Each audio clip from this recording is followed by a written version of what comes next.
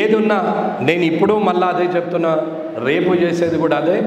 మన నిరాడంబరతనే మనకు గుర్తింపు తెస్తుంది, మనం మాట్లాడే విధానమే గుర్తింపు తెస్తుంది, మనం నిలబడే తరీకా, మనం మాట్లాడే తరీకా, మన పద్ధతి, పెద్దవాళ్ళకి ఇచ్చే మర్యాద, చిన్నలతో నుంచి పంచుకునే ప్రేమ, అక్క చెల్లెని మాట్లాడే విధానం, ఇవే మనకు ఓట్లు తెచ్చినాయి తప్ప ఏ కుల సంఘాలకు చేసిండనో గుళ్ళకు చేసిండనో కాదు.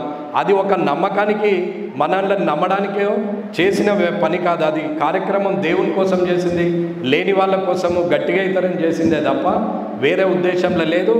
అది ఏ వీడియో చూసినా ఓటు మనం అడగలేదు, ఎక్కడ కూడా ఓటు వేయమని కూడా మనం చెప్పలేదు. కాబట్టి ఇది మీరు అర్థం చేసుకోవాలా, ఇది ఖాళీ మీ కష్టం, మీ ఫలితం. మీరు వాళ్ళు మందు పైసా పంచుకుంటూ పోతే మీరు కాళ్ళు మొక్కుంటూ పోయారు చూడురి, అది గెలవడం మనకి ముఖ్యమైన కారణం.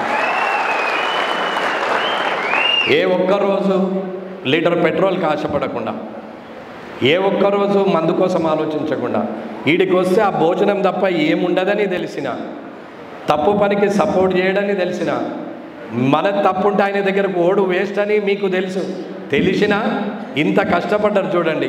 ఇది ప్రజలకు ఉపయోగపడే కార్యకర్తలు, ఇది పార్టీకని కన్నా ప్రజలకు ఉపయోగపడే కార్యకర్తలు. మీ వల్లనే ఇవాళ ఇది కామారెడ్డి నియోజకం రాష్ట్ర వ్యాప్తంగా, దేశవ్యాప్తంగా తెలిసింది. ఏడికి పోయినా కామారెడ్డి ముఖ్యమంత్రిని ఓడగొట్టిన కామారెడ్డి రమణారెడ్డి అని మాట్లాడతారు. ఇది విషయం.